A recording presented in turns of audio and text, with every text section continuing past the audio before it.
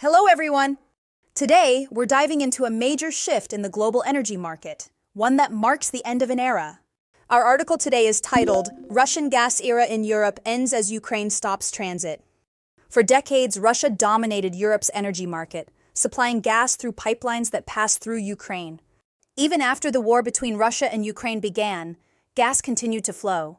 But as of New Year's Day, that chapter has officially closed. This decision raises some big economic and geopolitical questions. How will Europe adapt? What financial impact will this have on Russia? And what does this mean for global energy prices? Let's break it down. Before diving into the details, let's take a step back and think about the bigger picture. Energy dependence has always been a strategic issue for countries. Nations that rely heavily on one supplier for essential resources can find themselves in vulnerable positions when geopolitical tensions arise. So before we analyze today's article, let's discuss the broader implications of energy dependence and economic resilience. This brings us to our first key theme, energy dependence and national security.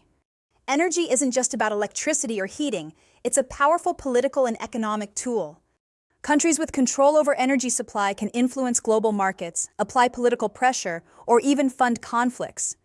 Let's explore this concept further.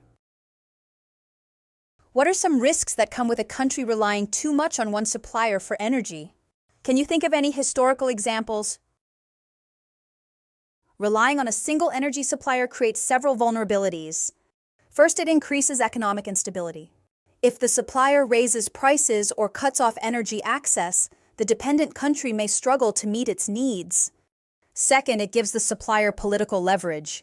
For instance, Russia has historically used gas supplies as a geopolitical weapon, reducing flow to countries that opposed its policies. One well-known example is the 2006 Russia-Ukraine gas dispute. Russia cut gas supplies during winter, leaving millions without heating. This crisis highlighted Europe's dependence on Russian energy, leading the EU to develop alternative sources.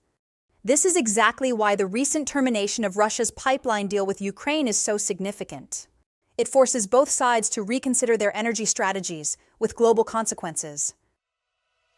Now, to understand this article better, we need to familiarize ourselves with key vocabulary. We'll define each word, look at it in context, and go over example sentences. Let's begin! Let's start with our first word, dominance. It refers to having control, power, or influence over something. In today's article, the phrase Moscow's dominance over Europe's energy markets is used. This means that for decades, Russia had strong control over Europe's gas supply, influencing prices and policies. Here is an example. Tech companies like Google and Apple have maintained their dominance in the smartphone market for years. Now let's examine transit. Transit refers to the process of moving goods or people from one place to another. In our article, we see Ukraine stopped the transit of Russian gas. This means Ukraine blocked the movement of gas through its pipelines, preventing it from reaching European markets. Here is an example. The country is investing in better transit systems to improve the transportation of goods and people. Finally, let's look at dependence. It means relying on something or someone for support or survival. It can refer to economic, political, or even personal situations. In the article, we see European energy dependence on Russia. This means that for a long time, Europe relied heavily on Russian gas to meet its energy needs. Here is an example. Many countries are trying to reduce their dependence on fossil fuels and switch to renewable energy. Now that we've explored the main themes and vocabulary, let's reinforce our understanding with a summary dictation exercise. Listen carefully and fill in the blanks.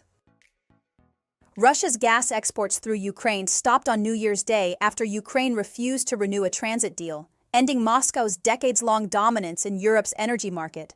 Ukrainian President Zelensky called this a major defeat for Russia and urged the US to supply more gas to Europe. The EU stated it was prepared, having increased LNG import capacity since 2022. Ukraine's energy minister highlighted the financial losses for Russia, as Gazprom faces a $5 billion hit. The decision marks a shift away from Europe's reliance on Russian energy. Let's take a look at the answer. The first answer is exports. It refers to goods or resources sent to another country for trade. The second answer is urged. It means to strongly encourage or request someone to do something. The third answer is import. It means bringing goods into a country from another. The fourth answer is hit. In this context, hit means a financial loss or damage. The last answer is reliance. It means depending on something for support. Great work today! We explored energy dependence, geopolitical shifts, and key vocabulary to help you understand today's article. A key takeaway is that energy isn't just about supply. It affects economic stability and national security. The way countries manage energy can shape global relations for years. Now think about this. What can a country do to reduce its dependence on other nations for energy? Should they invest in renewable energy or focus on securing new trade agreements? We'll start with a review next time, so be ready to share your thoughts.